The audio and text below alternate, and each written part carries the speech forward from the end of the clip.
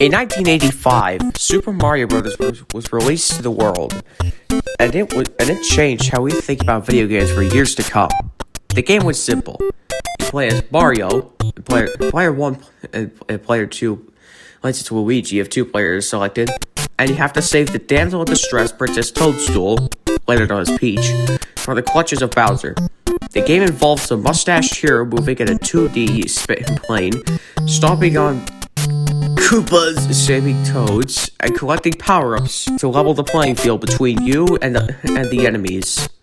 There are 32 levels in total, which was impressive for the time, as games could only fit so much onto a single cartridge. I'd explain how Nintendo would fit 32 levels into a cartridge, but this is about Super Mario Bros. Remastered, not explaining the technical limitations of the universe. Prophecy is true.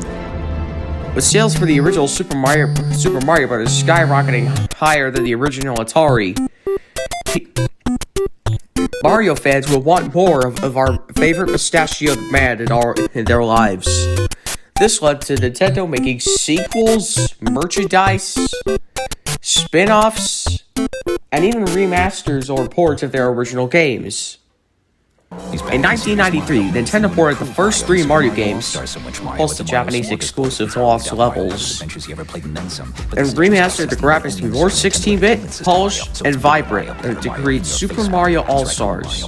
This newer 16-bit version of Super Mario Bros. 1 will eventually be the basis for games such as Super Mario Flash and Super Mario Bros. S. Although the Super Mario All-Stars graphics came as a separate option in a later update. But whatever. In 1999, Nintendo would try their best to port Super Mario Bros. 1 to the Game Boy Color.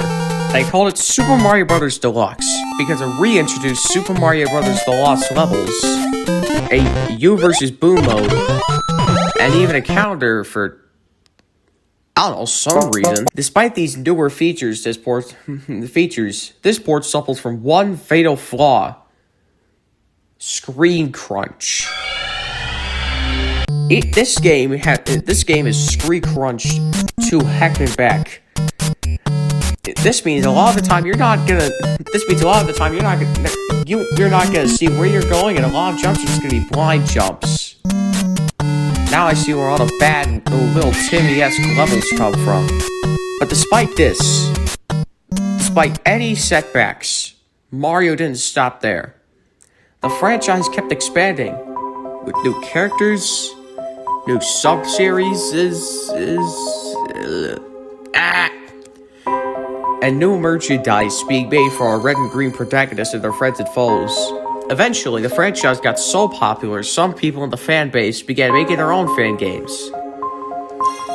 These games ranged from Super Mario Flash 1, mentioned earlier, and 2, Super Mario Star Scramble, Super Mario Bros. X, Mario and the Rainbow Stars, newer Super Mario Bros. Wii, although that's just a ROM hack of new Super Mario Bros. Wii, and Super Mario Flash XP Edition, with some fan games remake some of the most beloved games for the franchise, like Super Mario Galaxy DS, Super Mario Bros. Crossover, and most notably, Super Mario Bros. Mini, which remakes Super Mario Bros. and added its own little quirks, like an actual new quest instead of just like, you know, the harder version of the first 8 worlds. And quality of life features, like actually being able to get a 1-up from killing like 7 or 8 enemies in a row with a superstar.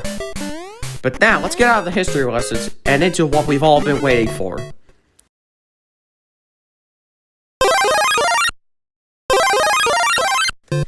On July 26, 2025, a Mario fan by the name of Joe Mama, I'm not making that up, would make a reveal trailer for the highly praised for the highly praised by today's standards Super Mario Bros. Remastered. The game would release on September 13th of that same year. And let me tell you, Joe Mama, he cooked with this fan game. It is one of the most amazing things I have ever seen. Why was it worth the wait? Oh, just wait and see, I'll tell you. Cue the title card, please.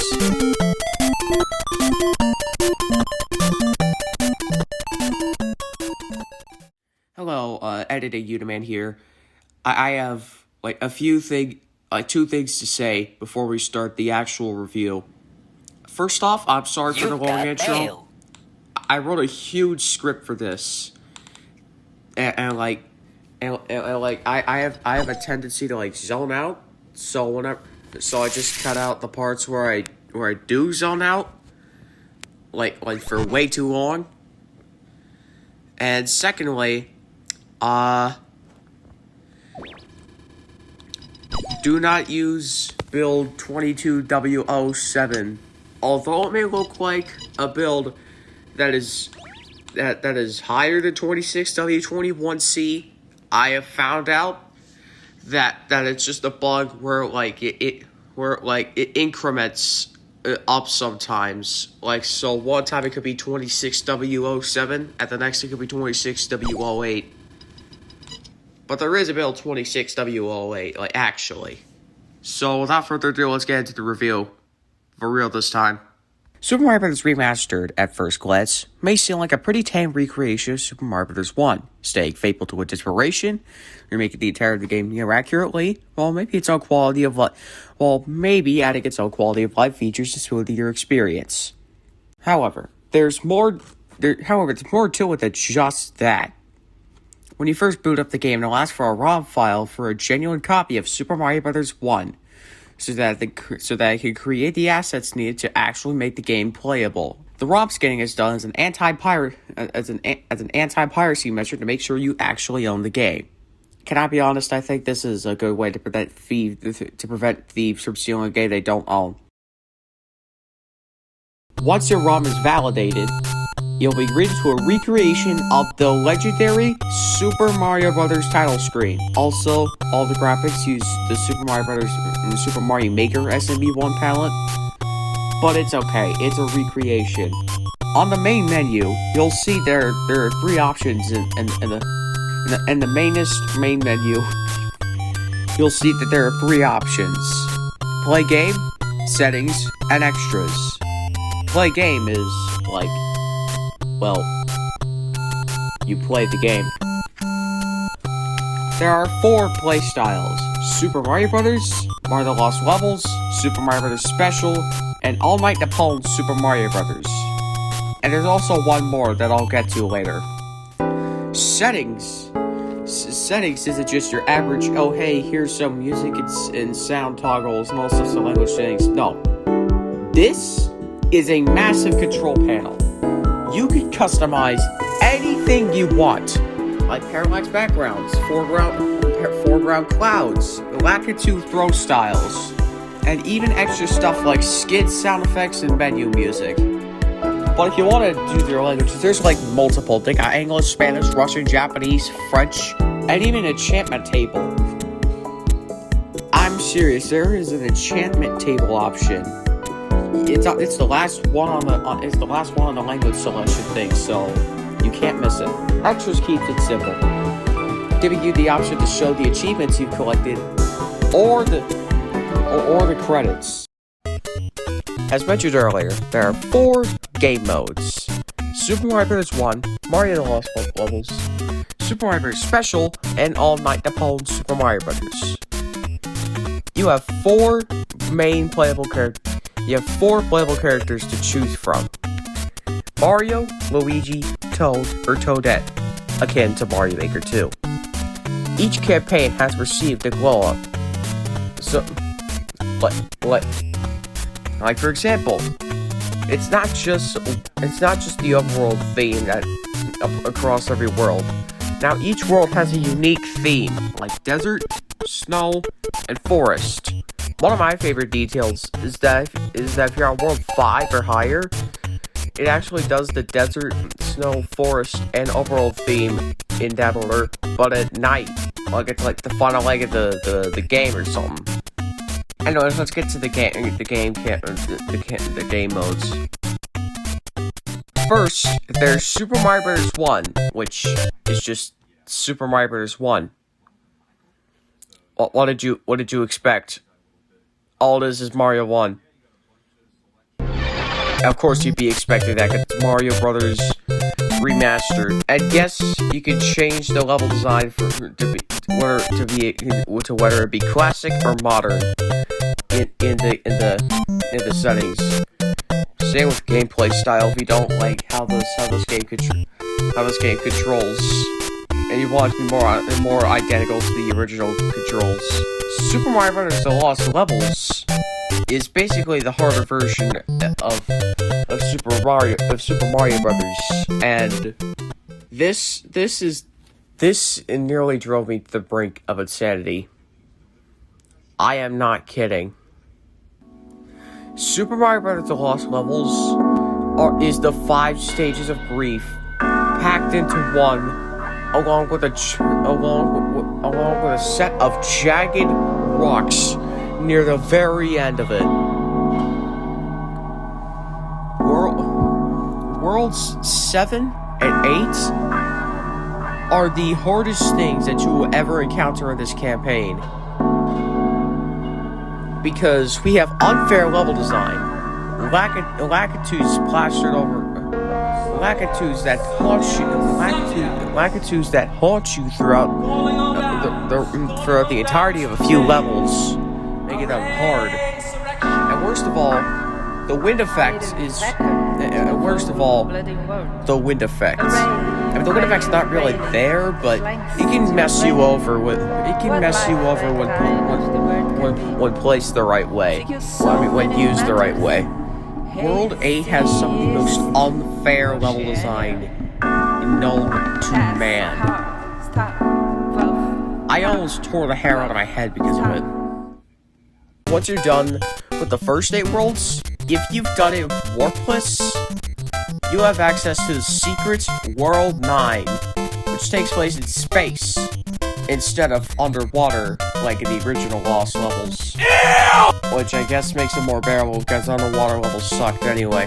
But if you beat the game, like regularly or warpless, I don't know, I beat the game warpless, so it's hard for me to... You can unlock the letter worlds, A, B, C, and D. A is autumn theme, B is pipeline theme, C is sky theme, and D is volcano theme. How are they not as hard as World 8? I went through the 5 layers of the double hockey stick land just to get a slightly easier version of what I had to suffer through. Worth it. Totally worth it. Super Mario Bros. Special was a game released for Sharp X1 and PC-88 computers in Japan, and apparently it got remastered here too. And it's better than the original because the original had the following: no camera scrolling whatsoever, with the levels being separated into Mega Man style scrolling chunks. The PC-88 version having them cut up black. And not so great controls. Not so great color palette either. All that is retconned. Anyways, the Super Mario Bros. Special campaign is basically different than what you'd expect from the other campaigns. Super Mario Bros. Special has a garden theme, a mountain theme, and a beach theme. Garden World 2, Beach World 3. And there's also some new enemies too. The barrels from Donkey Kong, and the icicles, the side steppers, and the fly guys from Mario Brothers. And there aren't that many new power-ups, but when there are new power-ups, it's just like not that. It's just there's just like really no use for them because, like, you know, Super Mario Bros. Special level design. But when there are new power-ups, they are the hammer from Donkey Kong, the wingsuit that lets you swim out of water, the Lucky Star that kills all enemies on screen, and the B Hudson icon that gives you 8,000 points, and that's it. All Night Nippon Super Mario Bros. Is an official modification of Super Mario Bros. Built off the Lost Level engine, I think. It's Super Mario Bros. 1 remastered. It's Super Mario Bros. Remastered. All Night Nippon is actually different. Instead of just being a reskin where the Goombas are like these cool, smiley, facey thing with shades, Now you have ranks, and all the levels now have emphases on movement, exploration, and score attack. Either man, you got that last part for Pete's entire Steam description. I know. Anyways, to get a higher rank, it's simply determined by your score and combo. To maintain a combo, you need to break bricks and collect points. To augment your combo, you need to defeat enemies and collect power-ups. S is the highest rank that casual people go for. But for the risk takers like yours truly, the P rank is the most sought after. To get a P rank, you just have to make sure your combo is never broken. No App 2, no treasure, no secrets. All you have to do is pray that your combo can be saved by the nearest enemy. Now that we've gone through all 4 campaigns, it's time to reveal the 5th game mode. It's a level editor. Compatible with Level Share Square. I have an account on it. Yeah! This has every gimmick, enemy, and tile from each and every single previous campaign. And including like the bonus palace theme. It also includes the bonus palace theme because the editor also has some exclusive items like the chain shop, the angry sun, and flip blocks. And the snapshots for 1.1 also introduced gizmos, which act like the switches from the hit indie game Levelhead released 2020. Gizmos can do stuff like this. Okay, I don't really feel like screen recording right now, so here's one of the most basic examples of a gizmo. Yes, you can do more with gizmos if you put your mind to it, but the script is written to show a basic example, so I don't know. Now you may think that that's all there is to see, but that's where you're wrong. Once you've beaten the main campaign, Peach will say, "Oh hey, extra content's been unlocked, enjoy." That extra content in general being the You vs. Boo moded challenge hunt from Super Mario Bros. Deluxe and Marathon. You vs. Boo is a mini challenge where you have to race through 8 original courses, each from Super Mario Bros. 1, Super Mario Bros. The Lost Levels, and Super Mario Bros. S. There are 5 difficulties: white Boo being normal, green being slightly faster, red being fast, black being faster, and gold being prey to your life. This Boo doesn't zoom past you. Challenge Hunt is a pseudo new game plus, where you have to search for 5 red coins, a Yoshi egg, and reach the minimum required score, all within the time limit to fully 100% it. Marathon is just a speedrun challenge, and you can choose either the entire campaign or just a single level. And for some levels like 1, 2, you could do warpless or any percent. A lot of them just have any percent. Now that we're through with everything the base game has to offer, let's look into some mods. Super Mario Bros. 1 is mod friendly, having a whole Godot loader baked into it. Anyone can make a mod, whether it be a custom character, a music or sound replacement, or a reskin mod. Now there are a lot of mods, and I have installed a handful. So I'll just go through like a few of my favorites. Late Style Redraw is a reskin mod. Asks the question, what if the NES was more capable of 16-bit graphics? You get this. Now the game looks something like a blurst amalgamation of Mario Brothers, Mario All-Stars, and Mario World. And it's beautiful. I'd mention Brody's tweaks here, but that's no longer being updated. It's basically just like an NES-style recolor with a few Easter eggs here. They're like the red piranha plant is now the old piranha plant, no, it's just like a snake head, I think. Bumblebee's tweaks does basically a similar thing, both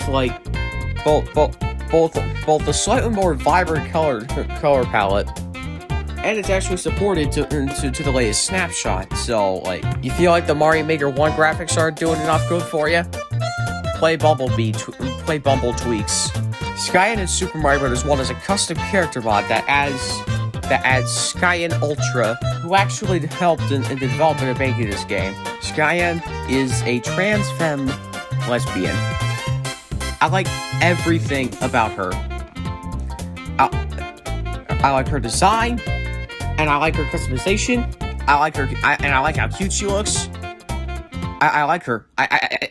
Yeah. But another thing I like her is about the little details.